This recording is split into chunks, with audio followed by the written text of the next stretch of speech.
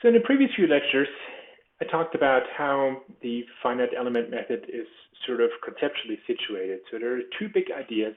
One is that we want to do piecewise polynomial approximation on a mesh. And the other one is that we want to find the solution through a process that is called the Galerkin method. The Galerkin method is a way for us to concretely say, how do we want to find the coefficients that identify the piecewise polynomial solution? And one of the questions that I asked in one of the previous lectures is, well, what do we know about this Galerkin process? Do we know, for example, that it produces accurate solutions? Because ultimately, of course, what we want to do is not just to find some function, but to find a function that is actually a good approximation to the exact solution. And so in order to assess this, we should evaluate what the error is. The error is the difference between the exact solution, which is of course unknown, and the computed Galerkin solution, the finite element solution. And one of the things that may come as a surprise is that we can say something about the size of this error, even though we do not know the exact solution. And so this lecture is about exactly this sort of process. How do you assess the size of the error between the exact solution and the Galerkin finite element approximation in mathematical terms? And I will show you that at least for the Laplace equation, this turns out to not actually be a very complicated problem. I can do this in about 20 minutes. And so I will walk you through this process and give you a little bit of a perspective of how these estimates of the error typically look like. So this is lecture 3.95,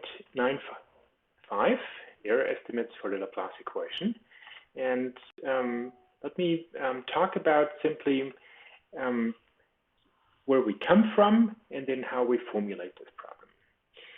So you remember that the exact solution of the Laplace equation satisfies the weak formulation. So when I say something like minus Laplace u equals f, what I really mean by that is that the integral of gradient phi gradient u equals the integral of phi times f for all possible test functions phi in the space H1. And similarly, the finite element solution through this Galerkin process satisfies what we call the discrete weak formulation. Discrete because it's the finite dimensional version of the problem above on a discretized space, so on a chopped up domain omega into cells and then put a piecewise polynomial space on this. So the discrete weak formulation looks like this: integral gradient phi h gradient UH equals integral phi h times f for all phi h in a set VH of piecewise polynomials. And one of the things that I haven't maybe talked about enough is that this set VH is actually a subspace of H1. So you remember H1 is the set of all functions that have a square integrable first derivative or gradient. And it turns out that all piecewise polynomials actually satisfy this. They have, all piecewise polynomials have a square integrable derivative. So VH is a subset of H1.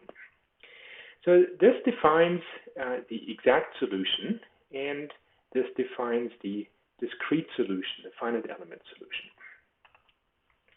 So the questions that we should ask, and that I asked at the end of lecture 3.92 is, well, first, is this approximation UH, so defined, actually close to the exact solution? And maybe can we show something about the convergence? So convergence would mean if I make the mesh smaller and smaller and smaller, if I make this H, the diameter of these cells, smaller and smaller, do I actually reduce the size of the error between U and UH? And the answer is, of course, yes. Otherwise, this method would not have withstood the test of time. But how do we actually show this? That's the question that I would like to answer. And of course, then, well, if I can answer question 4 in the affirmative, then that also tells us something about question 3. Okay, so how do we measure this error? The error is, as I mentioned, the difference between U and UH, and typically when we measure the distance between two functions, or the difference between any two kind of objects, then we use something we call a norm. So a norm you can think of as something that identifies how big is the object that we applied the norm to. So for the Euclidean norm of vectors, it would tell us something about the length of a vector. So in the context of functions, there are many different choices for norms that you could pick. What choice you make depends on the application. Maybe sometimes we're more interested on the average behavior of the solution. Maybe sometimes we're more interested in what's the maximum difference between the two functions, u and uh. And maybe sometimes we care about something like the energy that is stored in these solutions. And in that case, maybe we care about the gradient of the solution. So I'm showing you three norms here. One is called the L-infinity norm. So the L-infinity norm of the error would be defined by taking u minus uh, and then this L-infinity norm of it, which is defined as the maximum of u of x minus h of x, okay, the maximum over the entire domain. In other words, find the point where these two functions are the most different and then take the difference at that point. That's the L-infinity norm. The L2 norm is something that has more to do with something like an average difference. So I take again the difference between u of x and uh of x, and then I square it, and then I integrate it over the domain, and then to get rid of the square again, I take the square root of the whole thing. So that gives me something like an average kind of difference. And then there's the gradient norm, or sometimes called the H1, semi-norm, the energy norm.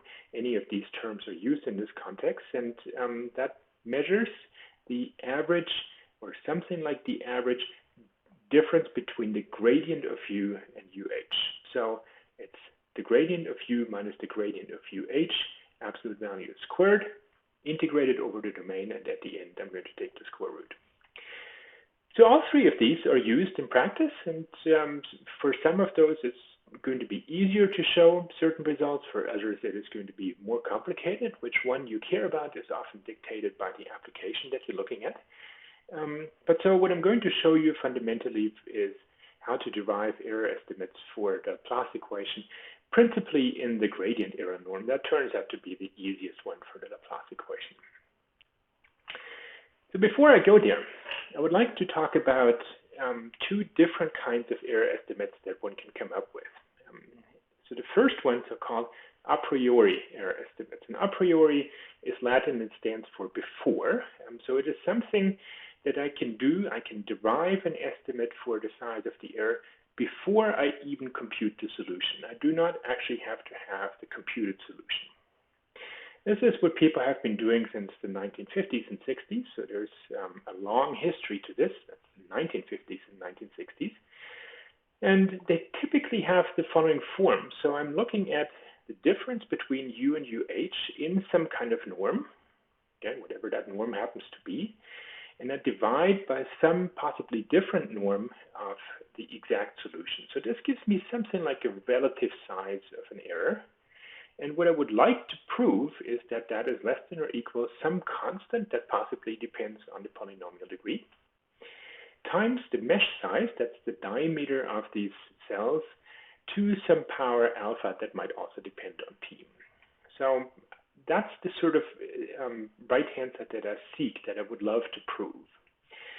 And for, I don't know, historical reasons at least, we typically rewrite this not in terms of this relative error, but we bring this term over to the right-hand side. And what you're going to get is that's the norm u minus uh is less than or equal some constant that depends on p, maybe also the size of the domain, but things that do not depend on the solution and not on the mesh size, times h to some power times this possibly different norm of u.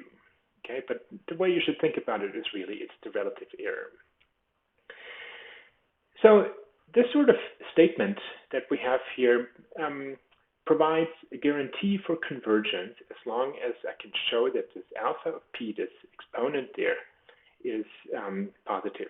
And that's because principally with enough computational effort, I can make these intervals as small as I want, right? You remember that at least in 1D, for example, if I'm on an interval from A to B, h is b minus a divided by n being the number of intervals. So if I make n as large, or if I make n large, then h is small, and h to some power is also small. And if I make n larger and larger, so if I allow myself more and more computational effort, then h to some exponent, to some positive exponent, will go to 0. Right? So that guarantees that the right-hand side goes to 0.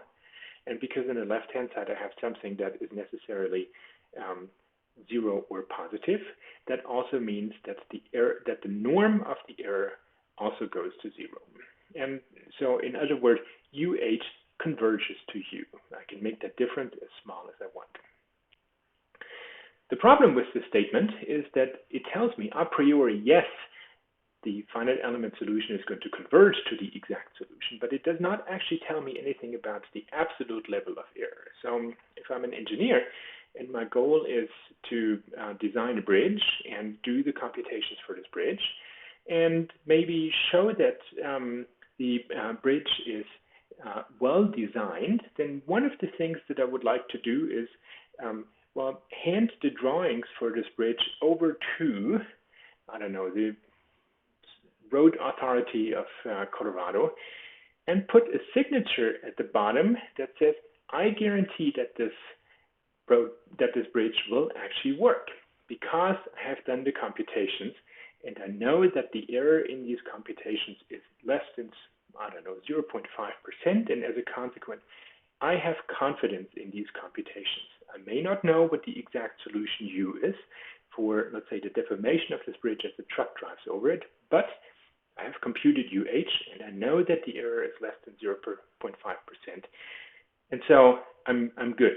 This is what I needed to know. That, well, I shouldn't have said not 0.5%, but that the error is less than 25 meganewtons.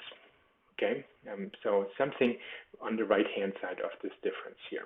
So if I can do this, if I can sign this blueprint for the bridge design, then in order to do this, I would need to know what the absolute level of the error is. But I do not, because if you look at this statement again, the absolute level of the error involves the unknown solution on the right-hand side. And I do not know the exact unknown solution. So these a priori error estimates are useful for us to guarantee convergence. They're not useful for us to actually say how large that error is because I do not know what U is. In contrast to this is a form that is called a posteriori error estimates. A posteriori means after the fact, and in this case it refers to after computing, so it is something that I can only evaluate when I already have the approximate solution UH. And so the way these are typically formulated is that I'm looking at the size of the error, and I would hope that I can derive something like a constant that depends on p times some power of h, whatever this beta is, times some quantity that depends on the computed solution UH. So these sort of statements do not typically guarantee convergence, even if this beta is bigger than 0, because I do not actually know anything about the size of this thing here. So it is conceivable, for example, that if I do computations, that I come up with a UH that makes this Q grow. Okay, so even though this term goes to 0, if I make the mesh size smaller, maybe this blows up. And as a consequence, I do not actually know that this guarantees convergence. So a posteriori error estimates do not guarantee convergence, but, and that's sort of the interesting part of it, if I can evaluate this, then that tells me something about the absolute size of the error. So these two things play different roles, and what I'm going to show you in this lecture is principally how do you derive these a priori error estimates, and I'm going to leave the a posteriori error estimates for a much later lecture. They're typically much more complicated to derive. Okay, so there are two ingredients to estimating the error. The first one is a property that we call Galerkin orthogonality. And in order to understand what Galerkin orthogonality means, let us go back to how the discrete and the exact solutions are satisfied or defined. So the first one, the discrete solution, is defined by this equation here. So we say integral gradient phi h gradient UH equals integral phi h times f for all finite element piecewise polynomial functions phi h. The exact solution was defined through a very similar equation, except that it is for all phi in the space h1. Now, the important part is that, as I mentioned before, this VH, the set of all piecewise polynomials, is a subset of the space H1. And so this equation being true for all possible phi in H1, it is specifically also true for all phi H in the set VH. So the exact solution also satisfies this equation for the discrete test functions, and not just for the continuous test functions. And so if you look at this equation for phi h, so pick yourself a phi h, then this is true for the exact solution, but this is also true for the discrete solution. So I can subtract these two equations, and what I'm going to get is that the right-hand sides cancel, and I'm going to have that the integral gradient phi h times gradient u minus uh is 0. So that is a property that we call Galerkin orthogonality, and the reason why it's called this way is that you can think of this integral gradient something as an inner product. It's like a dot product between vectors. And what that says is that this vector u minus uh, that's the difference between these two functions in some high-dimensional function space, is perpendicular to all of the vectors phi h in this subset here. So that's where the term orthogonality comes from, because a vector being orthogonal to another one means that their dot product is 0. Okay, and so the inner product that in this case involves the integral gradient something, that's like a dot product. And so the fact that this is 0 for all test functions phi h means that this u minus uh is perpendicular to the subspace of discrete functions. Okay. All right, so that's ingredient number 1. Ingredient number 2 is something that we looked at in lecture 3.91. And it goes like this. So I restate this in a slightly different form, but fundamentally that's what it is. So I have that if I have a function f, and at the time I called its interpolant fp. I don't want to confuse it here with the finite element solution. So I'm going to call the interpolant ihpf, where I is an operator. And so if I give it a function, if I apply it to a function, it returns to me the interpolant. Okay, so ihpf, that is the interpolant of a function f. And in particular, it does this interpolation on polynomials of degree p on a mesh of size h. So it's a piecewise interpolant. So the theorem that we looked at in lecture 3.91 is that the gradient of the difference between the function and its interpolant is less than or equal a constant divided by p factorial times the mesh size to the p times the p plus first derivative of f. And at the time we looked at this sort of in the maximum norm, so we looked at the maximum difference, but we can do the same thing with the gradient, and then taking the norm, so taking an integral, and in that case I get an integral on the right hand side as well. So this is true for any function f that has at least p plus 1 derivatives.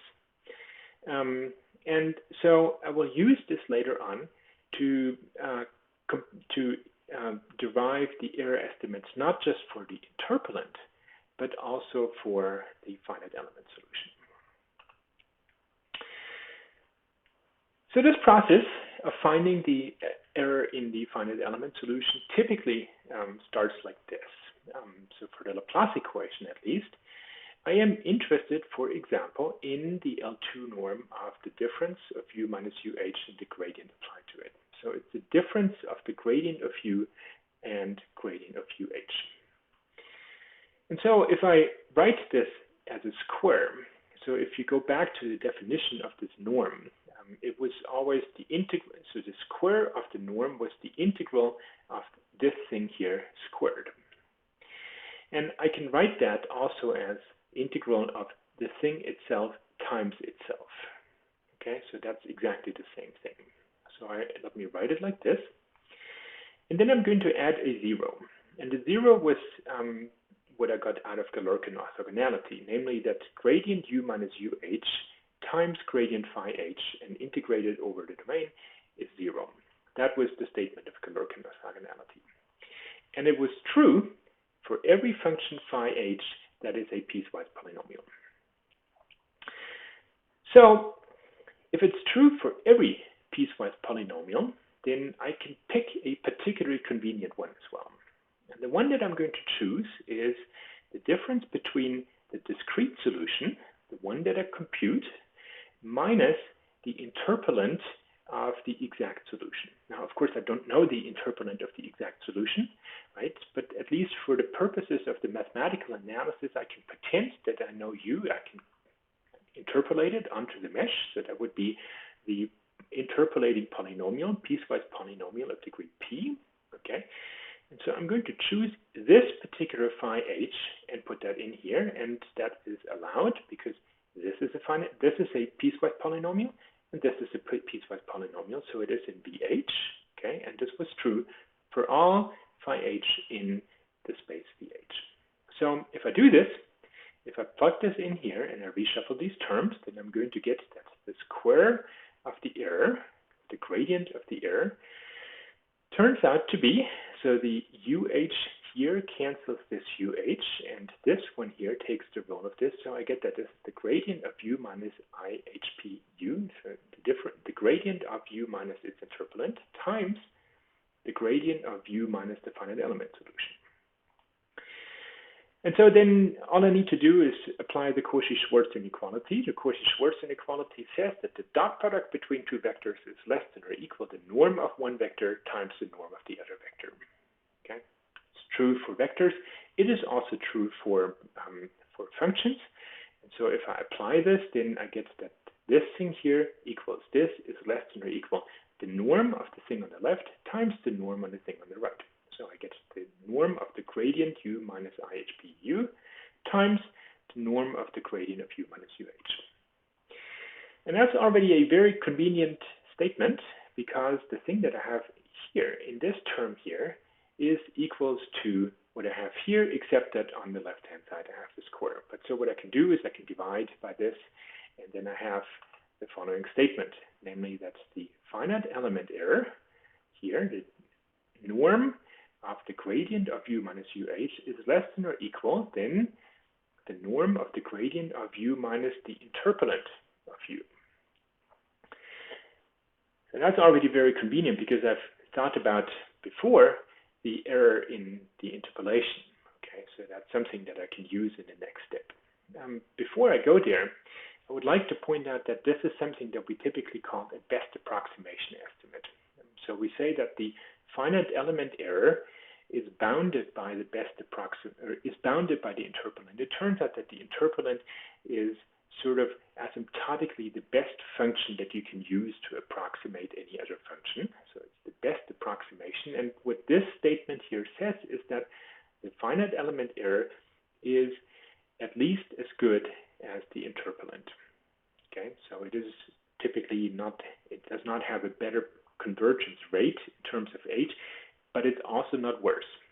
That's what that says, right? So the finite element error follows the best approximation. For the Laplace equation, this was particularly simple here. For other equations, that turns out to be more difficult, and there's more work to do. And in the best of all cases, typically what you would come up with is that the finite element error here is less than or equal this interpolation error times some constant that depends on the equation, and maybe the domain and maybe the polynomial degree, something like this, but it's independent of the mesh size h. That's the best we can hope for. So for many equations that's true, but I should notice that that's not true for all equations. So there are equations for which the finite element error does not follow the same kind of behavior as the polynomial interpolation error. And these are equations that are typically difficult to solve. But for the Laplace equation, for the elasticity equation, for the Stokes equations, all of these equations satisfy this sort of statement here, the best approximation statement. Okay, so let's come back to this thing above here. So the finite element error is less than or equal, possibly some constant, times the polynomial approximation error. And for that, I know something. That was ingredient number 2, namely, I can bound the right-hand side here by a constant divided by p factorial times h to the p times the p plus first derivative of the solution. Okay, so that's exactly the form that I said earlier that we want to have for the a priori error estimate. And what this statement tells us is that the solution is actually guaranteed to converge, right? Because if you think about a concrete problem, it has a solution, it has a fixed domain, I pick a fixed polynomial degree, and then I make the mesh finer and finer and finer. I'm going to let the mesh size go to 0. So in other words, in this process, this doesn't change, the solution doesn't change. The only thing that changes is that h becomes smaller and smaller, and so h to the p goes to 0, and it guarantees that the left-hand side also goes to 0. So as a consequence, the statement that I just derived for you in 5 slides guarantees convergence of the finite element method for the Laplace equation. So I can do something similar for many other equations. I mentioned some for which that might actually be true. So for other equations, I might get another factor in here. And if I'm unlucky, if this is a bad equation, then maybe this factor is actually pretty large. But they follow this sort of same behavior that ultimately the error in the solution always seems to look like some constant times h to some power times so in the best of all cases, h to the power of p, p being the polynomial degree, times the p plus first derivatives of u.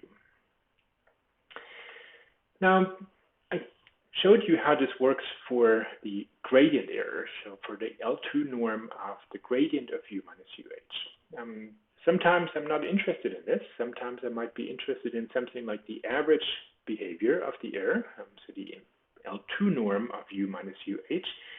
And then I need to work a little bit harder. So if you want to look this up in the literature, you will find the term Nietzsche trick is typically applied to this, and Nietzsche being a mathematician in the 1970s in Germany.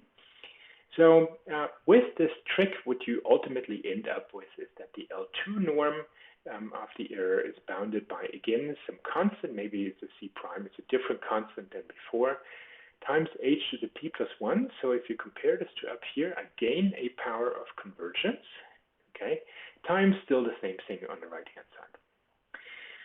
So now we have the gradient norm, we have the L2 norm. I also introduced the L infinity norm, and the L infinity norm requires substantially more work. So that would be, I don't know, on the order of 1 to 2 class periods, whereas the L2 norm is maybe half a class period.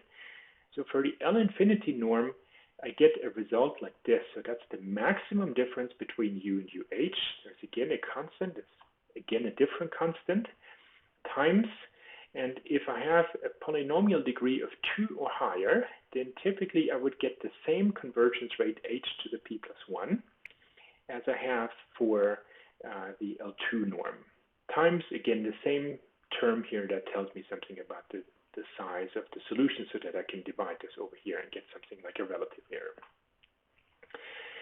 For the piecewise linear approximation, so if my polynomial degree is 1, it turns out that there's sort of a complicating factor, and instead of just h to the p plus 1, I will also get a factor of the form log 1 over h. And that's a bad factor because if h goes to 0, if our mesh size goes to 0, 1 over h goes to infinity, and log 1 over h also goes to infinity very, very slowly. So it turns out that for p equals 1, I get h squared log 1 over h. This thing here still converges to 0, just not quite as fast as the h squared by itself. So that's what comes out of this. And so I hope what you have seen is that we can derive these sort of error estimates for the Laplace equation with not too much difficulty. And that's fundamentally, there are really only two fundamental ingredients that we need to use. One is the interpolation estimate, and the other one is Galerkin orthogonality. And with those, I can derive these a priori error estimates that guarantee convergence and that tell us how fast the error decreases with mesh refinement. So why do I stress that last part? So when you think about mesh refinement, typically what you would say is, well, I'm going to reduce the size of H by a factor of 2. So I'm going to replace every interval, for example, by its 2 children. Or in 2D, I'm going to replace every cell by its 4 children.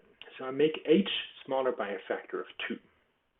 What that means is that if I make H smaller by a factor of 2, the right-hand side just went down by a factor of 2 to the p. So for piecewise linear elements, the right-hand side just went down by a factor of 2. So every mesh refinement step reduces the gradient error by a factor of 2 for linear elements. And for quadratic elements, so if I have piecewise quadratic polynomials, the error goes down by a factor of 4. If I have cubic elements, then the error goes down by a factor of 8. Okay?